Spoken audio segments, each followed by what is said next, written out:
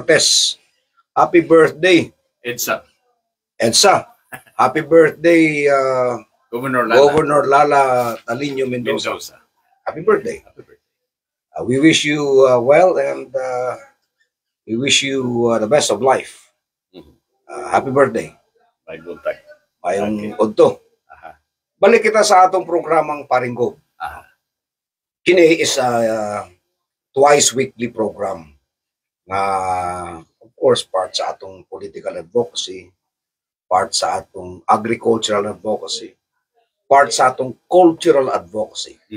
And all the best for the people of North Cotabato and the rest of the country, and maybe the rest of the world. Hoping that those listening to this program, those following me on Facebook, and I have now about 2,450,000 followers. 2,250,000 followers. Wala na gibayran. Wala po na Wala, no. And the good thing about this is that the followers actually come from all places around the world. I have followers from Africa. Hello, farmers of Africa who are following me right now. I say, mabuhay. That's long live in our national dialect, national language. Mayan nga adlaw sa Africa. Yeah. Shalom for those in Israel. Assalamualaikum for those watching in our Islamic countries. And of course, our friends in America. May I greet you a very good early morning. All right. So it's Tuesday, and it's been a week since I proceeded to Barangay Dalag in Arakan to launch a unique program for the indigenous people of North Cotabato. Actually, in North Cotabato, marami tayong mga tribo. May Manobo, may Blaan, may Kaulo, may Bagubo. These are the major tribes actually. And among the major tribes, merong mga sub-tribes. Like say for example, in Dalag Arakan, since they live beside or near Tinanan River, ang tawag sa ila is Manobo Tinananon. Manobo Tinananon. Okay. Sa Carmen naman, since they live in Barangay Aroman, they're called Manobo Aromanon. Okay. And sa Bukidnon, since they're near Taguluan River, tribo nila Attorney Bert Estrada, yung dating IBP president, they call themselves Manobo Taguluanon. Okay. And so whatever the sub-tribe is, whatever the major tribe is, the fact remains for so long, the indigenous peoples of the country, especially Mindanao, have long been neglected. In fact, because of this awareness, when I was elected governor of North Cotabato way back in 1998, I organized the Council of Tribal Elders. Okay. Yeah. That was the first time, yun yung pinakaunang pagkakataon na nagkaroon ng seryosong pagtutok sa ating mga tribal communities so that they could be represented in government equally.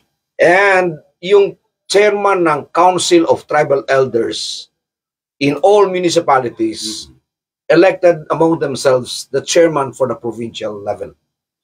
And yung provincial level na chairman ay naging consultant ng governor of North Cotabato. Executive assistant actually of the provincial governor. This was the time I was governor. So they were well represented. May opisina sila sa provincial capital, which I understand wala na ngayon. And during the yearly Foundation Week celebration of the province anniversary, meron silang participation. In fact, that was the time na yung horse fighting as part of their culture and tradition was among the highlights of the celebration A of week-long celebration. the foundation. Yeah. So, pag alis ko sa probinsya, nawala yung Council of Tribal Elders. Wala ng opisina ngayon. And they're not being represented in the provincial government anymore. But, when President Duterte appointed me as Secretary of Agriculture, naisip ko na naman sila. Mhm. And so, for the first time, sa unang pagkakataon sa kasaysayan ng mga tribo sa buong Pilipinas At kasaysayan ng Department of Agriculture. at kasaysayan ng Department of Agriculture, nagkaroon ng Indigenous Peoples Desk in the Department of Agriculture. Ibig sabihin, may sariling Opisina. office. May sariling opisina. Mm. And ang ginawa kong national coordinator is a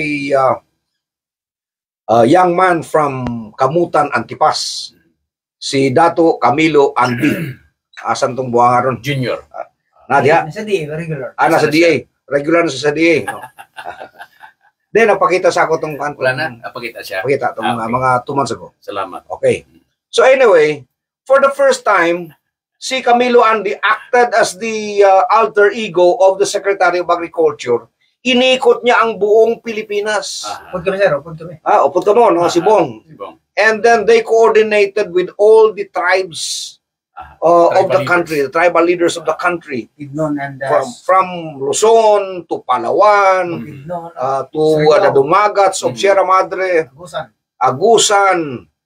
Siya yung representante ng Secretary of Agriculture para makita natin kung ano yung kailangan ng mga tribal communities in the context of agricultural development. Alter ego ng Okay. DA Secretary. And then on February 18, I still remember this, Mhm. 2018, Okay. sa isang pagpupulong na ginawa sa Panabo, sa Davao City, Panakan, sa Panakan. Panakan. Panakan, Panakan, Davao City. Pinatawag ni President Duterte yung mga tribal leaders all over Mindanao. Mhm. And in that meeting, binigyan niya ako ng instruction. Sabi niya, Secretary Piñol, I would like you to come up with a program for the indigenous peoples of the country. Mhm. And so because of that, inspired by the instruction of the President, Mhm. I crafted what is now known as a banner program of the Department of Agriculture. Mhm. Ang tawag ko, 4Ks, hindi 4Ps. Ha? Kasi 4Ps, puro bigay. Ayuda. 4Ks. Anong ibig 4K. sabihin ng 4Ks? 4 na ka. Kabuhayan at kaunlaran ng kababayang katutubo. Okay? It was a esteem lifting program na kung saan hindi dole out, kundi tutulungan sila kung paano maiangat ang kanilang mga pamilya mula sa kahirapan sa pamamagitan ng self-sustaining program na sila mismo ang gagalaw. Mhm. For example, yung mga blaan ng Sarangani, Okay. tinulungan sila na magkaroon ng mga livelihood, mapropagate yung kanilang indigenous rice variety Mhm. bilang programa nila. And so, because of this, although kulang yung pondo na binigay ng DA nung pag-alis ko, right now, there is a national program by the Department of Agriculture aimed at lifting the indigenous families from poverty through agricultural development. Okay? Now, since nagdesisyon tayo na babalik sa probinsya, Mhm. hindi ko nakalimutan yung ating indigenous peoples. I crafted a program na sa tingin ko makakatulong sa kanila para mapakinabangan yung libu-libong ektaryang ancestral domain na walang tanim, maiangat ang kanilang kabuhayan, mapag-aral ang kanilang mga anak as scholars, while at the same time creating a sustainable livelihood project. Siyempre, ibalik natin yung yung tribal desk Of course, Council of Elders. Okay. And siguro we have to review yung mga programs mo nung Yeah, precisely. Yeah. So, niadtong Huwebes, ay Miyerkules, right after our Last program, week. o last week, no? Umakyat ako sa Mount Saag, sa Dalag. Hindi naman... Dalag Arakan. Hindi naman matarik. Pero dahil sa medyo malaki na ako ngayon, kulang sa exercise, dako nagtiyan. Lumubo na. Dahil may edad na eh. Medyo dahan-dahan ang pag-akyat. No? And in that event, I introduced the sorghum farming program as the foundation of the integrated farming system, which I would like to introduce to the tribal communities of North Cotabato, with Mount Saag tribal community as the model. Okay? Papilot. Manubo Piloting. Tinananon. Yeah. Okay? So, ang ginawa natin, nag-identify sila ng 200 hectares ng tribal ancestral domain na tataniman natin ng sorghum. So, ang ating maliit na kumpanya, yung sa AVI, South Seas Agri Aqua Ventures Incorporated, na itinatag namin ni Senator Ping Lacson 2 years ago, kasama yung mga kaibigan namin, we will provide the sorghum seeds. Okay? We will provide the fertilizer. We will provide the labor cost. And then we will teach them the technical aspect of sorghum farming and the harvesting of silage. Kasi ang kagandahan sa sorghum, Vice Governor, isang tanim, dalawang harvest. Kasi nagraraton eh. Parang tubo. Okay. Okay. Ang kagandahan niya, lalaban sa init. Yeah. Ang kagandahan pa niya, pag harvest mo ng bunga niya, berde pa yung puno at saka dahon, kaya pinakamagandang gawing silage o kumpay. I-chop mo lang siya, ilagay sa drum o ilagay sa silage bag, and you will have silage for your kambing, karnero o baka, which would form as the second level ng integrated farming system. So sorghum, and then ruminants farming, and then later on, marami tayong mga programa. So gusto ko lang ipakita yung video nung pag-akyat ko sa Mount Saag. I don't know kung yung ating mga technicians. Possible ba? Pwede na ba? Alright, okay. Ipakita natin yung ginawa kong pagbisita sa Mount Saag. Hindi nyo makikita sa aking Facebook Live sapagkat ito ay lalabas sa NDBC Live, no?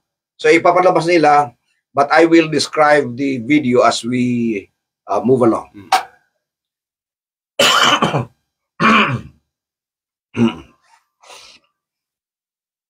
At taas po tayo ng Mount Saag sa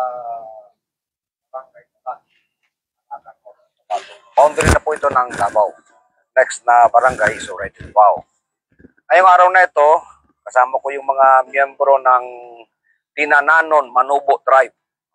At sila pong may hawak ng ancestral domain na ito. Sapagkat ngayong araw na ito, magkakaroon tayo ng ceremonial planting ng sorghum. Project namin ni Senator Ping Lacson at ang malit na kumpanya sa AVI. At for the first time ay dadalhin natin sa ancestral domain yung sorghum sapagkat ito yung magiging foundation ng ating agricultural development integrated farming system para sa mga tribo. Pagkatapos ng sorghum, tuturuan natin silang gumawa ng silage o kumpay para makapag-alaga sila, next step, makapag-alaga sila ng kambing, karnero at baka. At of course, itong tribo na ito, malawak po yung kanilang lupain. So, ang kailangan nila ay suporta, hindi, apuno, teknolohiya. Under the system that I came up with, sila magtatrabaho sa lupa nila, bibigyan namin sila ng sweldo, and then pag-harvest nila, iawas namin yung nag-gastos namin sa sweldo nila. Ang income sa kanila na. Kami din ang bibili, yung sa AVI din ang bibili ng kanilang mga sorghum. So, pasalamat tayo kay Senator Ping Lacson. Oy, Lacson ha, kasi pakalimot mo ha. Senator, salamat tayo kay Senator Ping Lacson. Dahil sa kanya, ay umabot tayo rito. At na-introduce natin yung produktong sorghum na sa tingin ko siyang magpapabago sa buhay ng ating mga tribo sa North Cotabato. Ito si Dato Wilson Hama. Siya yung ating isa sa mga tribal leaders dito. Pati yung ibang nandito pa, yung mga tribal leaders. No? So sila po yung nagko-coordinate sa ating mga tribo. At ang kagandahan nito, wala pang harvest, nanamoy income. May namoy sweldo sa pagtrabaho niya paghagpas. No? Okay, so sana ay magtagumpay itong project na to sapagkat ito magbabago sa buhay nila. Wala sa Mount Saag, ako po si Manny Piñol. Salamat. Alright. Alright. So, lipay kayong mga tribo. Dili lang na, Vice Gov, no? Pag-akyat ko actually, before I went up to Mount Saag, nadaanan ko yung Tinanan River. Oh, wapo na siya nga. Tinawang tubig, pwede inumon.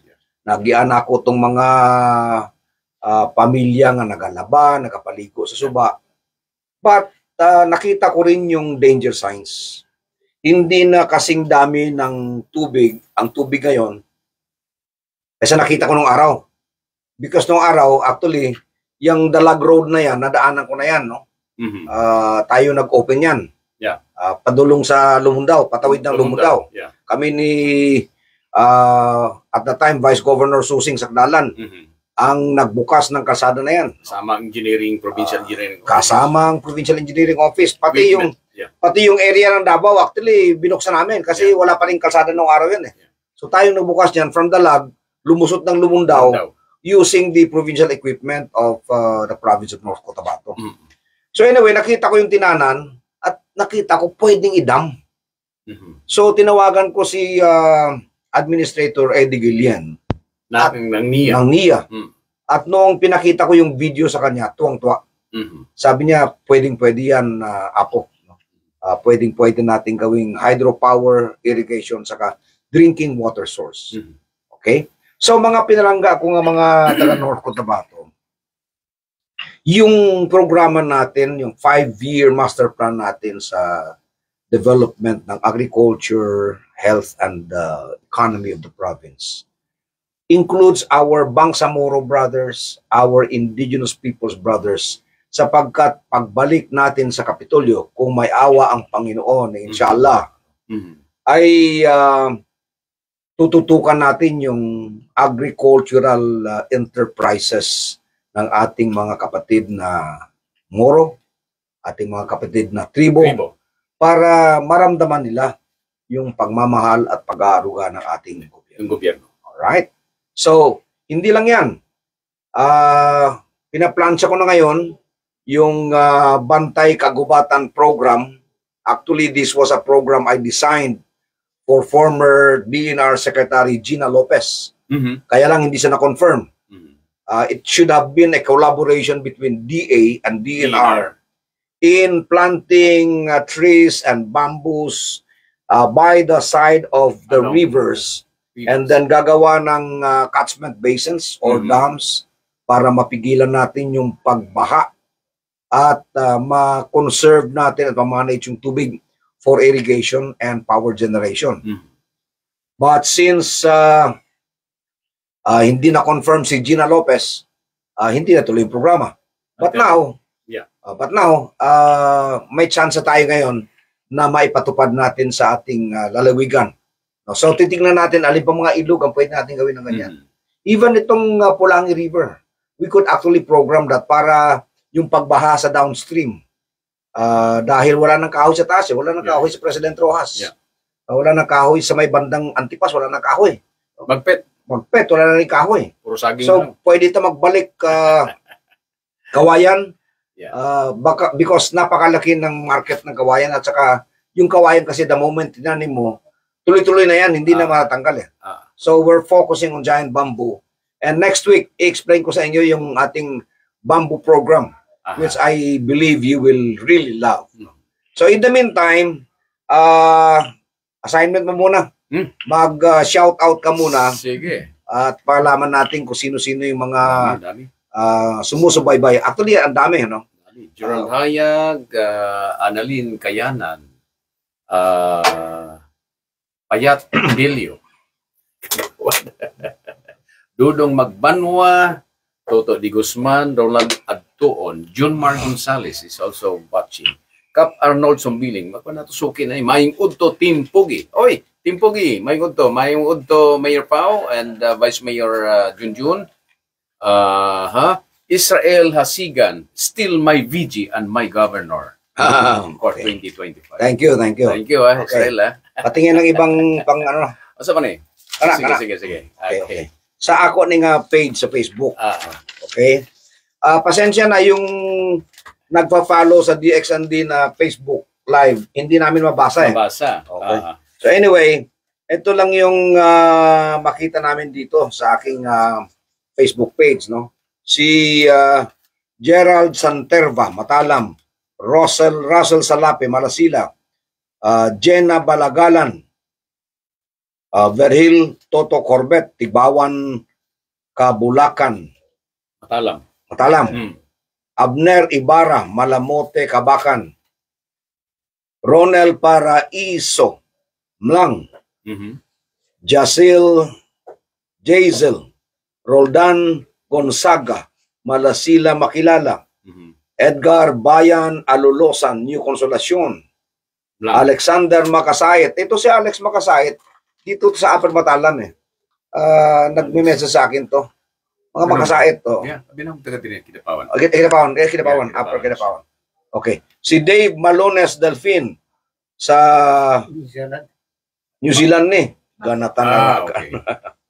Si Dodds Candido, Barangay Binay. Oy, Dodds, kamusta ka na? Kamusta si Kapitan Atong? Bitudyo. Si Ira Lee Dapan, Saging Makilala. Si Larry Andulana, Ramil Martinez Kabangal sa Pigawayan. Ang mga inablo sa email ni. Si Navi Kabugwasan, Jesse De La Peña, RG Criolingo, Torrene, si Deo Kitor sa Australia, Butcher. Ako na yung mga graduates ko sa Butcher courses ang lang. No? Congratulations. Si Marlene Peñalbo, Qatar. Grabe. Si Rodel Dizon Ardina, 27th Infantry Battalion. Philippine Army. Si LL sa Taguig. Si Myra de la Vega, Nonoy Necor. Si Michael